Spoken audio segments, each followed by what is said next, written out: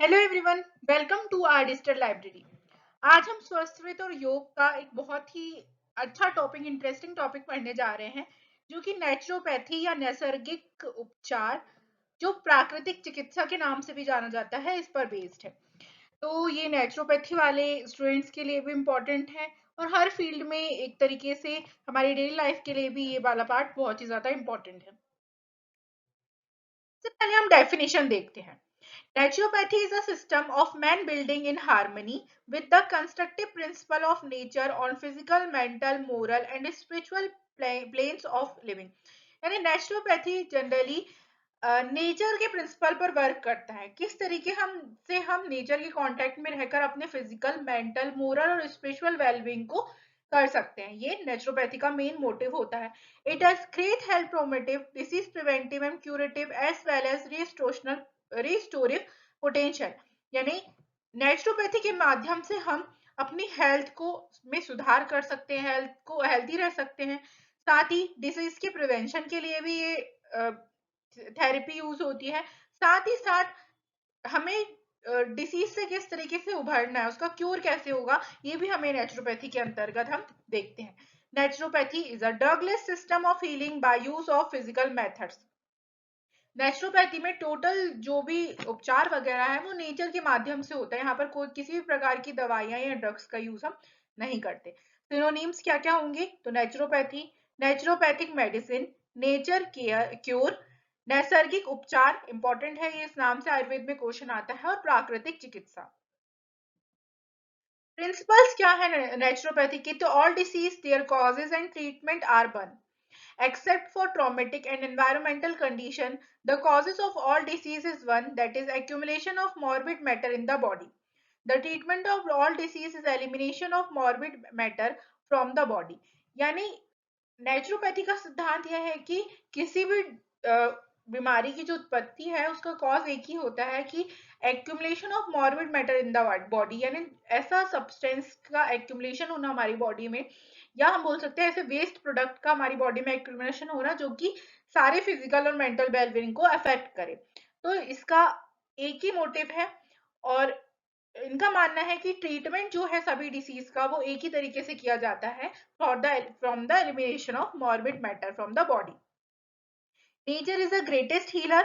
The human body itself has the healing power to prevent itself from disease and regain health if unhealthy. Naturopathy के अनुसार nature जो है वो हमारी disease का ग्रेटेस्ट हीलर होता है, और हमारी बॉडी के अंदर खुद ही ऐसी पावर होती है कि वो खुद की डिसीज को से प्रिवेंशन भी ले सके और उसको हील भी कर सके। Naturopathy treats the body as a whole. It is not the disease but the entire body of the patient with is cure and renewed. Naturopathy के माध्यम से ना ही सिर्फ डिसीज जो है वो ठीक होती है, बल्कि हमारी पूरी बॉडी रिन्यूड हो जाती है, एनर्जेटिक हो जाती है, और हम बोल सकते हैं रिजुविनेट हो जाती है। The suppressed disease are brought to surface and are removed permanently. Exercise और physical activities keep the balance all the aspects life, physical, mental, social and spiritual at the same time. Performing prayer according to one's spiritual faith is an important part of treatment. Naturopathy के अंदर ही हम spiritual faith को भी एक motive दिया जाता है कि किसी भी डिसीज के पहले, किसी भी काम के पहले आप जो भी भगवान को मानते हैं, जो भी धर्म को मानते हैं, उसकी ओथ लें, प्रार्थना करें, फेथ करें। History. The basic original idea of naturopathy is of Vedic origin in India, where since antiquity all healing was attributed to the function of nature. Also, Hippocrates of Kos, who was a Greek physician who lived from about 460 BC to 375 BC and is considered as the father of modern medicine, was of the opinion that nature is responsible for the cure, not the physician. Hippocrates का मानना था कि nature जो है वो disease को cure करने के लिए रिस्पॉन्सिबल होता है, ना कि कोई doctor. The term naturopathy is only of relatively recent origin, but the principle of methods of nature cure treatments are ancient and were practiced in various ancient civilizations such as Egypt, Greece, Rome, etc. इनका मानना है कि naturopathy word जो है वो केवल नया है, बाकी ये जो थेरेपी है वो पूरा एंशियंट थेरेपी में बेस्ड है, जिसपे हम नेचर को as a cure and treatment के लिए यूज करते थे. The modern methods of nature cure originated in Germany in 1822 when Vincent Prince established the first hydropathic establishment. With his greatest success by using hydrotherapy, the idea of drugless healing spread throughout the modern civilization and the interest and awareness towards naturopathy grew. Vincent Priessnitz ने सबसे पहले hydrotherapy का use करके एक ड्रगलेस healing process जो है discover की थी. तो इसी के बाद लोगों को नेचुरोपैथी में और अवेयरनेस जगी और बहुत सारी मेथड्स जो है वो डेवलप हुई. Importance of naturopathy in present era. Naturopathy is gaining popularity around the whole world as it is a very safe and effective method of healing. Naturopathy promotes home remedies for various ailments. All diseases are believed to be caused from what we eat and what we do not eat. इनका मानना है कि जो भी disease है वो हमारे खान पान पर निर्भर करती है, क्या हम खाते हैं, किस तरीके से रहते हैं. तो उसको ठीक करना ही नेचुरोपैथी का मेन मोटिव है, या नेचर के कांटेक्ट में रहना. नेचुरोपैथी के कोई भी साइड इफेक्ट नहीं होते. The number of disease has increase in the present era due to stressful and tightly scheduled lifestyle. This has led the present generation to be more health conscious and turn towards naturopathy for better health and cure of ailment. हम जानते हैं कि आज के समय में जो disease है ड्यू टू स्ट्रेसफुल लाइफस्टाइल बहुत ज्यादा बढ़ चुकी हैं. तो इस वजह से जो हमारी पॉपुलेशन है वो नेचुरोपैथी की तरफ, या फिर हम बोल सकते हैं कि एक नेचर से हम किस तरीके से हेल्थी लाइफस्टाइल अपना सकते हैं उसकी तरफ ज्यादा ध्यान दे रही है. Theories of naturopathy. Enervation is a cause of disease. Deposits of toxins in the body causes diseases. An acute disease is a remedial process. The body heals itself. Fasting provides an opportunity for the body to heal itself. ये हम already मैं आपको पूरी तरीके से समझा चुकी हूँ कि नेचुरोपैथी के कॉन्सेप्ट क्या है, वही पॉइंट्स लिखे हुए हैं. इंडियन स्कूल और पंचभूतो आसन. इसमें हम देखेंगे कि आयुर्वेद और नेचुरोपैथी के बीच में क्या रिलेशन है. कुछ लोग समझते हैं कि naturopathy and Ayurveda are same, but they are two different fields, but they both work on the same concept. सर्वम द्रव्यम पंच भौतिकम. तो दोनों का कॉन्सेप्ट है कि सारे जितने भी तत्व हैं, जितने भी द्रव्य हैं इस दुनिया में, जितने भी मैटर्स हैं वो सारे पंच भौतिक होते हैं. यानी सारी चीजें 5 एलिमेंट से मिलकर बनी हुई है: आकाश, वायु, अग्नि, जल और पृथ्वी. If the body is healthy the महाभूत also are in balance state. यदि हम हेल्दी हैं तो हमारे सारे महाभूत जो है वो अपनी बैलेंस स्टेट में, हमें ये समझना चाहिए. If the body is affiliated by the disease, the elements are imbalanced. The imbalance in the body can be restored to equilibrium by appropriate use of 5 elements from the nature, following the सामान्य विशेष सिद्धांत. यानी जब हम इन पंच महाभूतों का imbalance हो जाता है, तो according to Ayurveda and naturopathy, यदि हम इन्हीं के कांटेक्ट में रहें, आकाश, वायु, अग्नि, जल और पृथ्वी, ये नेचुरल सोर्सेस के कांटेक्ट में रहे, तो जो भी डिसीज है वो अपने आप ही सामान्य विशेष सिद्धांत के थ्रू अपने आप ही हील हो जाएगी. In this way naturopathy uses the natural resources to bring about a balanced state of body. This is done either in the form of consumption of food with desired panchbhautic constitution, or by using the 5 elements as purifying tools in therapies such as hydrotherapy, mud therapy, etc. तो naturopathy का special concept ये है कि यदि किसी को भी पंच महाभूत का बैलेंस होने से कोई डिसीज होती है, तो हम उसे ऐसा आहार दें जो उस पंच भौतिक द्रव्य से बना हुआ हो, या फिर हम डायरेक्टली ही इन 5 एलिमेंट को एज अ थेरेपी यूज करें, जैसे जल थेरेपी हो गई, मड थेरेपी, मृतिका चिकित्सा हो गई, इस तरीके से, जो कि हम आगे डिस्कस करेंगे. Akash. It is a space in the body. It provides space for the function of remaining 4 elements. Fasting therapy, उपवास and relaxation therapy, विश्राम are based on आकाश. आकाश जो है वो बॉडी में जितने भी खाली स्पेस है उसमें हम आकाश महाभूत की प्रधानता मानते हैं. तो नेचुरोपैथी में जो उपवास या फास्टिंग थेरेपी है, या विश्राम जिसको हम रिलैक्सेशन थेरेपी है, वो आकाश महाभूत को सामान्य अवस्था में लाने के लिए की जाती है. देन आता है वायु. It is the air element which responsible for all the movement in the body. जितने भी शरीर में चलने वाले या मूवमेंट वाले काम हो रहे हैं वो वायु के कारण होते हैं। It travels throughout the whole body and is essential for proper circulation. जो भी सर्कुलेशन है हमारी बॉडी का वो वायु के कारण हो रहा है। और ये जो वायु है वो रिस्पॉन्सिबल होती है एक्सेस जल और पृथ्वी। यदि महाभूत की प्रधानता हो गई तो वायु जो है उनको सप्रेस करने का काम करेगी। Vayu plays an important role in all naturopathic therapies such as it is required to mobilize and expel the toxins of the body। वायु की वजह से ही शरीर में जितने भी टॉक्सिन्स हैं वो बाहर एक्सपेल आउट होते हैं, रिमूव होते हैं। इस वजह से नेचुरोपैथिक थेरेपी में भी इसका बहुत इंपॉर्टेंट रोल है। इफ वायु is combined with Tej it increases the heat. यदि वायु और तेज कंबाइन होते हैं तो हीट जो है बॉडी में बढ़ती है। और यदि जल के साथ कॉम्बिनेशन होता है तो कोल्डनेस बढ़ती है। So depending upon the desired effect वायु कैन बी स्टिमुलेटेड, सप्रेस्ड और influenced by the other element. Next आता है तेज या अग्नि महाभूत। It is the fire element which is responsible for heat and transformation. It is the main element of strength of अग्नि। हमारे शरीर की जठर अग्नि या हमारी जो भूख प्यास है वो डिपेंड करती है अग्नि महाभूत पर।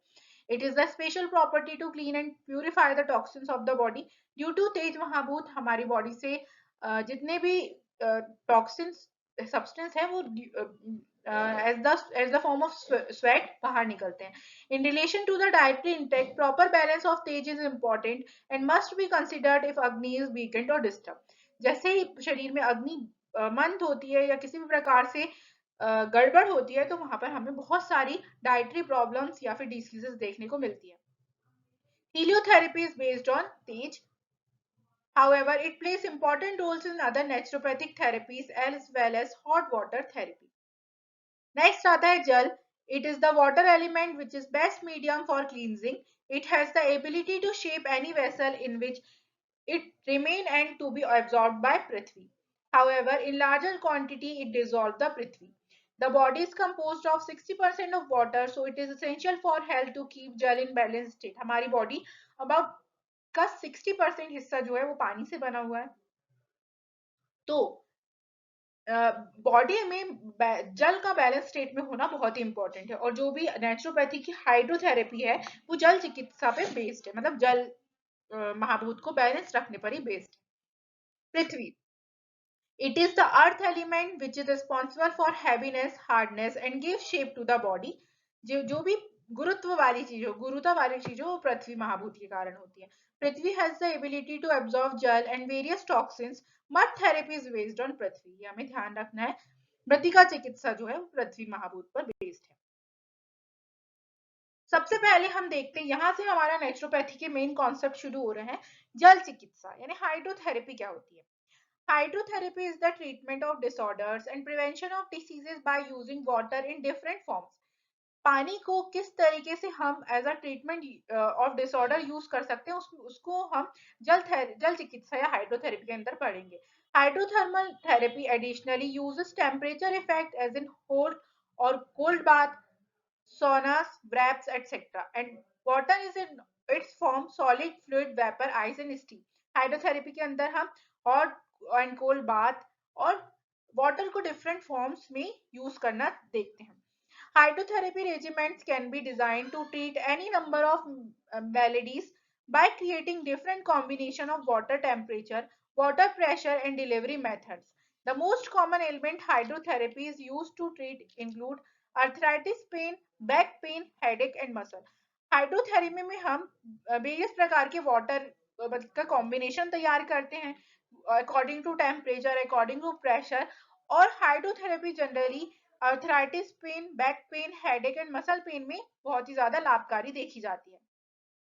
हाइड्रोथेरेपी के टाइप्स बताए गए हैं। Like internally it is used for enema, colonic irrigation, drinking hot और cold water etcetera. Externally bath, packs, douches, friction, whirlpool, aqua exercise, fomentation etcetera. इन सारी चीजों में हम एक्सटर्नली हाइड्रोथेरेपी का यूज कर सकते हैं। देन देखते हैं हम hot water treatment for indigestion, constipation, respiratory problems etcetera. Cold water हम ब्लीडिंग डिसऑर्डर्स में, हाइपरटेंशन, जॉइंटिस और बर्निंग एटसेट्रा में दे सकते हैं। Alternate hot and cold water यानी पहले गर्म पानी देन ठंडा पानी फॉर कंजेशन, इन्फ्लामेशन और बैक एक, Neutral water for daily bathing, stress and fatigue. Foot and arm bath. Hot foot bath. In case of menstrual problem, hot foot bath provide relief and restore regular menstrual flow due to increased supply of blood towards the uterus and ovaries. Generally देखा जाता है कि जितनी भी menstrual related problems होती हैं उसमें यदि हम हॉट फुट बाथ दें यानी बाल्टी या किसी भी कंटेनर में गर्म पानी भरकर उसमें पैरों को अ, सेकें तो उससे क्या होता है कि जो भी ब्लड सप्लाई है वो यूट्रस और ओवरीज में बढ़ता है और मेंस्ट्रुअल फ्लो में रेगुलरिटीज देखने को मिलती है। देन आता है cold foot bath. The cold foot bath relieves cerebral congestion and uterine haemorrhage. It also helps in the treatment of sprain strain और इन्फ्लेम यूनियंस। जहां पर भी मसल स्ट्रेन हो गई हो या कहीं पर भी इन्फ्लामेशन का केस हो या कहीं पर भी हैमरेज वगैरह हुआ हो वहां पे हम ब्लीडिंग को रोकने के लिए कोल्ड फुट बाथ भी दे सकते हैं। Arm bath. The hands and arms are may be immersed in neutral hot or cold water or the latter two alternately.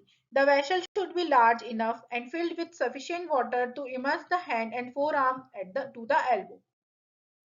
इस तरीके से हम आर्म बाथ दे सकते हैं अपने हाथों को गर्म या ठंडे पानी में डोबकर। Spinal bath. This bath provides a soothing effect to the spinal column and thereby influences the central nervous system. Spinal bath is given in a special design tub.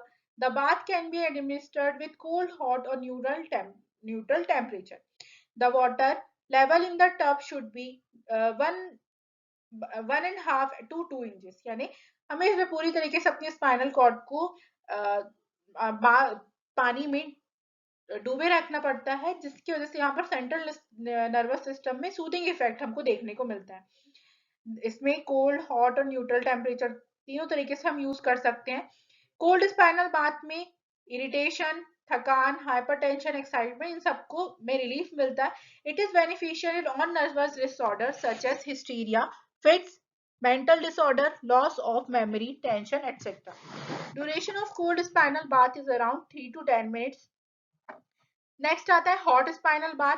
Relieves nervousness and provides stimulation in depressed state. It also relieves vertebral pain in spondylitis and muscular backache. It relieves sciatic pain and gastrointestinal disturbance of gastric origin. Duration of hot spinal bath is around 3 to 10 minutes. हम जानते हैं hot spinal bath से जितनी भी depress वाली condition है, vertebral pen है, muscular एक है, सियाटिक पेन है या कोई भी जीआईटी से रिलेटेड डिस्टर्बेंसेस है हम उसमें हॉट स्पाइनल बाथ का यूज कर सकते हैं। इसका टाइमिंग भी 3 से 10 मिनट ही होता है। देन आता है neutral spinal bath. It is a soothing and sedative treatment. It is the ideal treatment for insomnia and also relieves tension of the vertebral column. Neutral मतलब ना ज्यादा ठंडा पानी ना ज्यादा गर्म पानी, ये सेडेटिव ट्रीटमेंट की तरह यूज होता है। और वर्टिब्रल कॉलम या इंसोम्निया यानी नींद नहीं आने वाली कंडीशन में हम न्यूट्रल स्पाइनल बाथ दे सकते हैं। इसकी ड्यूरेशन होती है अबाउट 20 to 30 minutes. Next आता है hip bath. Hip bath is a type of hydrotherapy in which the hip region is immersed in water, cold, hot, cold, alternate or neutral temperature. In a special design tub, the tub is filled with water so that it covers the hips and reaches up to the navel of the patient. यानी hip bath में हमको इस तरीके से एक tub design होता है कि जो पेशेंट है उसका पूरा हिप वाला रीजन उस टब के अंदर फिल हो जाए और यहाँ पर अबाउट नाभि तक जो है वो पेशेंट के पानी भरा हुआ होता है। कोल्ड हिप बाथ रिलीफ कर दिलाता है constipation, indigestion, obesity and helps to eliminate organs to function properly. इस तरीके से हमें हिप बाथ का यूज करना है। नेक्स्ट आता है abdominal wet pack. Requirements: 2 cotton clothes of 2 meter length and half meter width, blanket 1 into half meter. Abdominal wet pack में हमको 2 कॉटन के क्लोथ लेने हैं जो कि 2 मीटर लंबे और 1.5 मीटर चौड़े हो। इसकी ड्यूरेशन होती है 1 आवर। इसमें क्या करना होता है, हमको एक कॉटन क्लोथ को ठंडे पानी में डोबना होता है और जो भी उसको अच्छी तरीके से निचोड़ लेना है। देन इस क्लोथ को हमें एब्डोमेन के लोअर पार्ट में रिब्स से लेकर ग्रोइन रीजन तक मतलब रैप करना है। देन इसके ऊपर ड्राई क्लोथ को जो भी एक एक कपड़ा तो हमने कोल्ड वाटर से गीला कर लिया, देन हमारे पास एक और कॉटन का क्लॉथ बचा जो कि ड्राई है, उसको इसके ऊपर रैप कर देना है, देन अगेन इसके ऊपर ब्लैंकेट से पूरी तरीके से कवर कर देना है। इसको बोलते हैं एब्डोमिनल वेट पैक। ये gastritis, hyper acidity, indigestion, poor blood circulation, liver disorder, jaundice, constipation और other complaints related to abdominal organs, यानी एब्डोमेन से रिलेटेड जितने भी प्रॉब्लम्स है उसमें ये हेल्पफुल होता है। नेक्स्ट आता है steam bath. Steam bath is one of the external hydrotherapy in which perspiration is induced in a most natural way. Steam bath हम जनरली अभी कोरोना के समय में स्टीम इनहेल करते थे, इसी तरीके से पूरी बॉडी के लिए स्टीम बाथ का यूज किया जाता है। पेशेंट को 1 से 2 ग्लास हमें ठंडा पानी जो है वो पिलाना है before the steam bath. The head should be protected with cold compression. जो हेड है वो ठंडे किसी भी टॉवल वगैरह से लपेटा गया हो। The patient clad in minimum lion cloth और अंडरवियर। कम से कम कपड़ों में हमें उस पेशेंट को रखना है। और एक कैबिनेट, एक चैम्बर होता है जिसके अंदर हमें उस चेयर लगी हुई होती है, उसके अंदर हमें पेशेंट को बिठा देना है। इसकी ड्यूरेशन 10 से 20 मिनट की होती है। देन स्टीम बाथ के जस्ट बाद हमें कोल्ड शावर उस पेशेंट को दिलाना है। If the patient feel giddiness और uneasy during the steam bath, he should or she should immediately be taken out and given a close glass of cold water and the face should be washed with cold water। यानी यदि 10 से 20 minute की हम normal duration रखते हैं, यदि इसके बीच में ही पेशेंट को अनईजीनेस फील होने लगे तो उसके पहले ही हमें उसे उस चैम्बर से बाहर निकालकर और कोल्ड वाटर का यूज करना है। किस किस चीज में स्टीम बाथ हेल्पफुल है? तो rheumatism, gout, uric acid problem, obesity, chronic toxemia, neuralgia, chronic nephritis, infection, tetanus and migraine। इस तरीके से एक चैम्बर होता है स्टीम का, जिसमें हमें कम से कम कपड़ों में जो है वो पेशेंट को इसके अंदर बिठाना होता है। और ये थेरेपी टॉक्सिन्स को रिमूव करने के लिए बहुत ज्यादा हेल्पफुल है। नेक्स्ट हमारी थेरेपी आती है मड थेरेपी या फिर मृतिका चिकित्सा। इसके पहले हम हाइड्रोथेरेपी का पूरा कॉन्सेप्ट देखें। अब दूसरी इंपॉर्टेंट चिकित्सा है मृतिका चिकित्सा। Mud therapy is very simple and effective treatment modality. Mud यानी पृथ्वी is one of the 5 element of nature having immense impact on body both in health and sickness. The mud used for this should be clean and taken from 3 to 4 feet। यानी हमें जो मिट्टी use करनी है वो about 3 से 4 feet खोद कर ही साफ मिट्टी यूज करनी है। बिफोर यूजिंग मड उसको सुखाना है अच्छी तरीके से ताकि कोई भी नमी ना हो, कीटाणु ना हो। उसको पाउडर फॉर्म में रख देना ताकि किसी भी प्रकार की कंकड़ वगैरह हमारी ट्रीटमेंट में ना आए, और अच्छी तरीके से उसको छान लेना है। ग्रास पार्टिकल इम्प्योरिटी सबको अलग कर लेना है। और यहाँ पर हमें कोई भी केमिकल मैन्योर्स या स्टोन पीसेस का यूज नहीं करना है। मड में एकदम नेचुरल फ्रेश मड होनी चाहिए। Mud is used successfully in different diseases like constipation, headache due to tension, high blood pressure, skin diseases, stress and insomnia. इन सारी कंडीशन में हम मड थेरेपी का यूज करते हैं। एडवांटेज ऑफ यूजिंग मड क्या क्या है? डार्क कलर जो होता है मड का एब्जॉर्ब करता है सन रेज को and conveys them to the body. Sun rays हमारे लिए बहुत इंपॉर्टेंट है, तो डार्क कलर जो है वो उसको एब्जॉर्ब करने में हेल्पफुल होता है। ये टॉक्सिन्स ऑफ द बॉडी को एब्जॉर्ब करता है, पल्स रेट को इंक्रीज करता है, इंटरनल बॉडी टेम्परेचर को मेंटेन करता है और ब्लड सर्कुलेशन को इम्प्रूव करता है। It stimulate the bone cell activity in the joint and relaxes the muscles. Bone के लिए बोन की रीजनरेशन प्रोसेस को बढ़ाता है और मसल्स को रिलैक्स करने में हेल्पफुल होती है मड। मड इम्प्रूव्स कॉम्प्लेक्शन, हमारे शरीर का जो कलर है उसमें भी निखार आता है। और proper functioning of skin, dead skin cells को रिमूव कर देगा तो वहां पर सर्कुलेशन जो है वो सही से होगा। Mud retains moisture for a long time and when applied over the body part it is cooling. Its shape and consistency can be change easily by adding water. यदि आपको लिक्विड चाहिए तो लिक्विड ज्यादा गाढ़ा चाहिए तो हम पानी की सहायता से इसको मेंटेन कर सकते हैं। और it is the cheapest and easily available. Types of soil, तो हम येलो मड यूज करते हैं for constipation, indigestion etcetera. Black mud skin disorder या पॉइजनिंग के केस में। White mud nervous system, liver disorder में। रेड मड एब्डोमिनल पेन या paralysis में। Sandy mud snake bite, paralysis, gout etcetera. Next mud therapy के अंदर एक concept आता है mud pack. Local application of a specific body part, यानी जहां पर भी हमारे शरीर में जिस भी अंग में प्रॉब्लम है वहां पर मड पैक का यूज कर सकते हैं।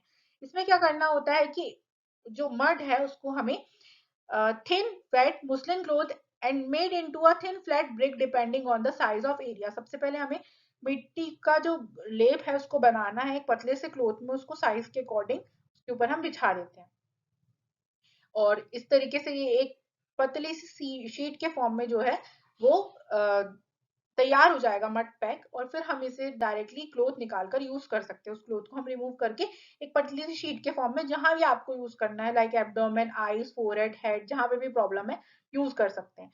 The duration of mud pack application is about 20 to 30 minute, हमें इसे यूज करना है। When applied in cold weather place a blanket over the mud pack, क्योंकि मिट्टी जो है वो ठंडक वहां पे प्रोवाइड कराएगी, तो यदि कोल्ड वेदर है, ठंडी के समय, तो हम उस पार्ट को ब्लैंकेट से कवर भी कर सकते हैं या पूरी बॉडी को। बेनिफिट्स ऑफ मड पैक क्या होंगे? When applied to abdomen it relieves all form of indigestion, यदि एब्डोमेन में अप्लाई करेंगे तो पेट से रिलेटेड सारी प्रॉब्लम दूर होगी। Effective in decreasing intestinal heat and stimulate peristalsis. A thick mud pack applied to head in congestive headache, या किसी को बहुत ज्यादा माइग्रेन या हेडेक की प्रॉब्लम है तो एक थिक मड पैक हम हेड के लिए यूज करते हैं, जिससे पेन में तुरंत राहत मिलती है। Mud bath, soaked bath is applied on the whole body. Mud bath क्या होता है? इसमें पूरी जो मिट्टी है घुली हुई उसको पूरी बॉडी में लगाया जाता है। Mud bath should be taken on an empty stomach not before 10 AM और with in 2 hours after bathing. Bathing के 2 घंटे बाद और 10 बजे के बाद हम पहले हमें ये चीज नहीं लेनी है।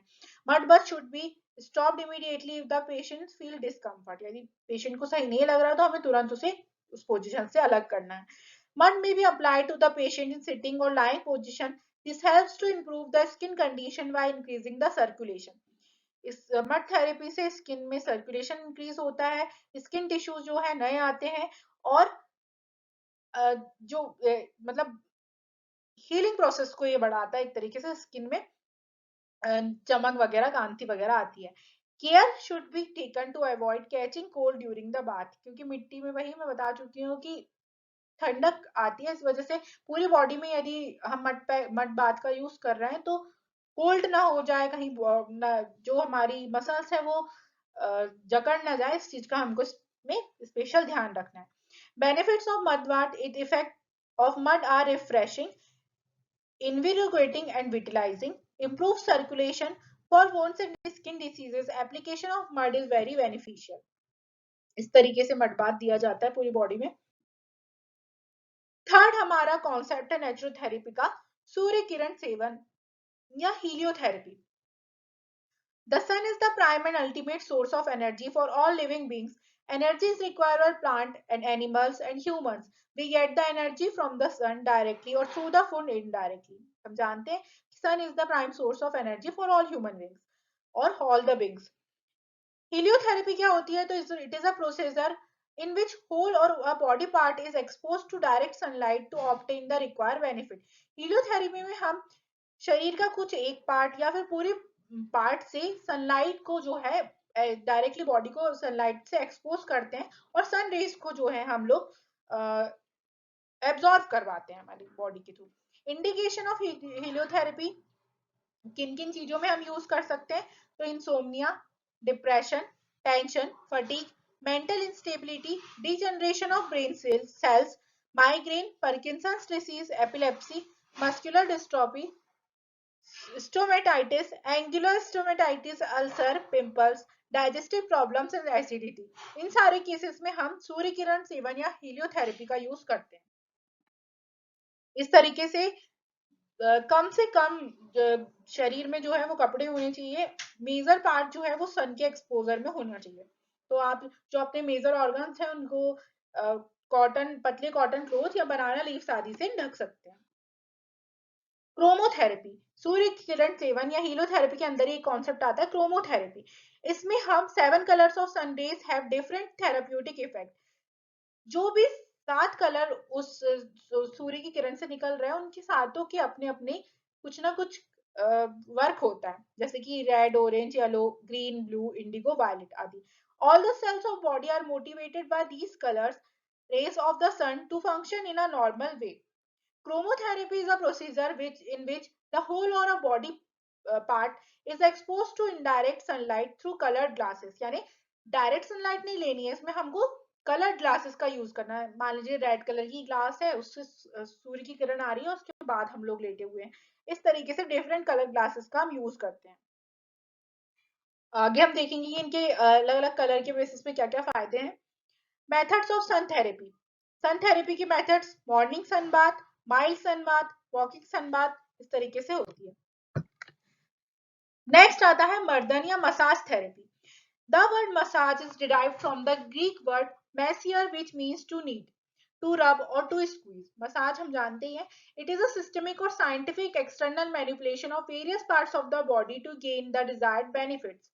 Type of massage क्या क्या हो सकती है? Friction, movement or rubbing, variations like sawing, rolling, ringing, cross fiber, chunking, circular friction. Benefit क्या हो सकते हैं? Improves flexibility of joints, tendons and muscles, reduces swelling after nerve inflammation, facilitates removal of toxins. इस तरीके से तेल आदि वगैरह से मर्दन किया जाता है पूरी बॉडी में। वाइब्रेशन, मूवमेंट टू और फ्रो टू और circular, variation, fine vibration, gross vibration, जॉस्टलिंग, rocking. Benefits increase circulation, stimulate glandular activity, nerves and peristalsis. Then आता है अभ्यंग। अभ्यंग हम किसी भी प्रकार के स्नेह द्रव्य जैसे तेल, घी आदि से हम यूज करते हैं। इसमें बाह्य इसको बाह्य स्नेहन भी बोला जाता है। ये दिनचर्या का एक बहुत इंपॉर्टेंट पार्ट है। हमें डेली रूटीन में अभ्यंग को या बॉडी को तेल आदि से मर्दन करने के प्रोसेस को इंक्लूड करना चाहिए। उद्वर्तन में हम चूर्ण या पाउडर फॉर्म में किसी भी द्रव्य का यूज करते हैं to rub the over the body, जिसको हम अभी हम स्क्रब के फॉर्म में भी बोल सकते हैं। यदि मॉडर्न में देखा जाए तो स्क्रबिंग।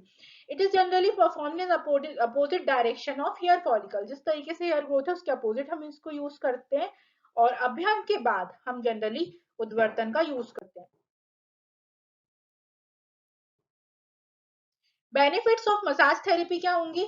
तो massage dilates the blood vessels, enhance the complexion of skin, it also cures itching, eruptions and वात रोग। नेक्स्ट हमारी चिकित्सा आती है नेचुरोपैथी के अंदर उपवास चिकित्सा या फास्टिंग थेरेपी। फास्टिंग जो हम देखते हैं व्रत is primarily the act of willingly abstaining from some or all foods, drinks or both for a period of time. Fasting में हमें कुछ समय के लिए फूड को, वाटर को या दोनों को एक साथ छोड़ने का या थोड़े समय के लिए इनको स्टॉप करने का पीरियड ये फास्टिंग कहलाता है। Complete fasting include abstinence from drugs and sexual intercourse as well as avoidance of environmental pollution. Complete fasting, total fasting हम उसको बोलते हैं जिसमें खाना पीना, बाहर जाना, किसी भी प्रकार की दवाइयां या सेक्सुअल इंटरकोर्स तक को अवॉइड किया जाता है। इंपॉर्टेंस ऑफ फास्टिंग क्या होती है? Fasting provides opportunity to take rest from the daily routine. हमारी बॉडी को टोटल रिलैक्सेशन, हर एक काम से रिलैक्सेशन प्रोवाइड करने के लिए फास्टिंग थेरेपी का यूज होता है। Fasting gives the digestive organs time to rest and whole body and mind get the chance to heal, rebuild and become clear. Fasting से जो सबसे पहले तो डाइजेस्टिव ऑर्गन को थोड़े समय के लिए अपने काम से छुटकारा मिलता है, और इस वजह से जो माइंड है वो नई सेल्स को जनरेट करने में या पूरी बॉडी को हील करने में ज्यादा समय मिलता है उसको, या ज्यादा इम्प्रूव होता है। Fasting can help to slow down the ageing process and improve the general physical and mental health of individual. Elimination of accumulation of toxins is increase while fasting. Fasting के समय ज्यादा अमाउंट में body toxins को release करती है, इसलिए ageing process जो है वो डिले होगी, यानी जो रिंकल्स नहीं आएंगे, बाल नहीं झड़ेंगे, जितने भी एजिंग की क्राइटेरिया है वो स्लो डाउन हो जाते हैं। टाइप्स ऑफ फास्टिंग हम बोल सकते हैं कि अकॉर्डिंग टू ड्यूरेशन, यानी शॉर्ट ड्यूरेशन के लिए 2 to 5 days, इंटरमीडिएट यानी 102 दिन के लिए, और लॉन्ग ड्यूरेशन जैसे 10 से ज्यादा दिन, जैसे नवरात्रि वगैरह में लोग व्रत रखते हैं, डिपेंड्स करता है। Depending on the purpose of fasting, political, religious, therapeutic से डिपेंड करता है। Depending on the method of fasting में ड्राई फास्टिंग यानी विदाउट ड्रिंकिंग वाटर, पानी भी नहीं ले रहे, निर्जल उपवास जिसको हम बोलते हैं। वाटर फास्टिंग यानी सिर्फ पानी लेना है, और खाने का किसी भी प्रकार का हमें फूड प्रोडक्ट्स नहीं लेने। जूस फास्टिंग जिसमें हम ओनली जूस और वाटर के सहारे फास्टिंग करते हैं। फ्रूट फास्टिंग में only fruits and water. Mono diet fasting में fasting by using a single type of food only. किसी भी एक प्रकार का खाना हम मोनोडाइट फास्टिंग में ले सकते हैं। Depending on the health condition, उपवास के क्या भेद है, तो हेल्दी कंडीशन में हम प्रिवेंशन ऑफ डिसीज के लिए या डाइजेस्टिव ऑर्गन्स को रेस्ट देने के लिए फास्टिंग करते हैं। एक्यूट इलनेस के केस में उस पर्सन की इलनेस को सबसाइड करने के लिए और एपेटाइट को बढ़ाने के लिए फास्टिंग करते हैं। और क्रोनिक इलनेस में रिपीटेड शॉर्ट फास्ट यानी 2 to 5 days are indicated with positive food consumption between two fasting periods. Therapeutic effects and benefits of fasting क्या होंगे? इम्यून सिस्टम को बढ़ाता है, बॉडी के फैट और मास को रिड्यूस करने में हेल्प करता है, कार्डियोवास्कुलर सिस्टम के लिए बहुत ही ज्यादा इंपॉर्टेंट है फास्टिंग, बिकॉज यहाँ पर कोलेस्ट्रॉल का लेवल कम होगा और हार्ट को एक प्रॉपर जो है हम बोल सकते हैं हार्ट के लिए ये कार्डियोवास्कुलर सिस्टम में ये चीज हेल्पफुल होगी इस वजह से। Reduces incidence of myocardial infection, elimination of accumulated toxins को रिमूव करता है, self recovery of the body specially the digestive organs और रिजुनवेशन।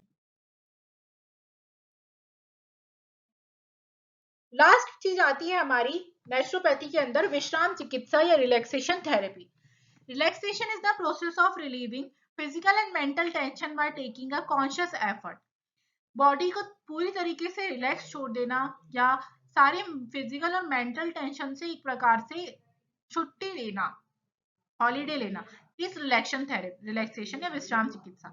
During relaxation therapy the sensual perception should be restricted, only soothing sensual perception should be use such as relaxing music और other types of sound.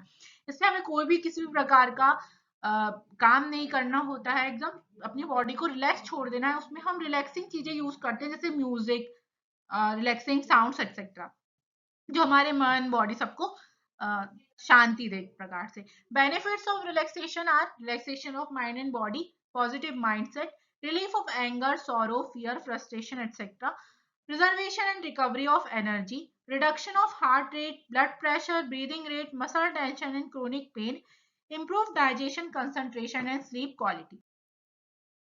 This is relaxation therapy. Foreign में ये बहुत ज्यादा useful है, लोग अपनी daily routine से minimum 1 से 2 दिन जो है वो रिलैक्सेशन टाइम के लिए देते हैं। Thank you so much, stay connected with our digital library for more videos. हम इसी तरीके से BMS first year, second year, third year के डेली वीडियोस अपलोड करते हैं इंपॉर्टेंट टॉपिक्स के। आपके आसानी के लिए ऑलरेडी प्लेलिस्ट बनी हुई है, वहां से आप सब्जेक्ट वाइज जाकर अपने टॉपिक्स देख सकते हैं। और यदि आपको किसी और चीज में डाउट है या कुछ और आपको चैनल में चाहिए तो आप हमें कमेंट करके बता सकते हैं, हम आपको जरूर प्रोवाइड करवाएंगे। Thank you so much.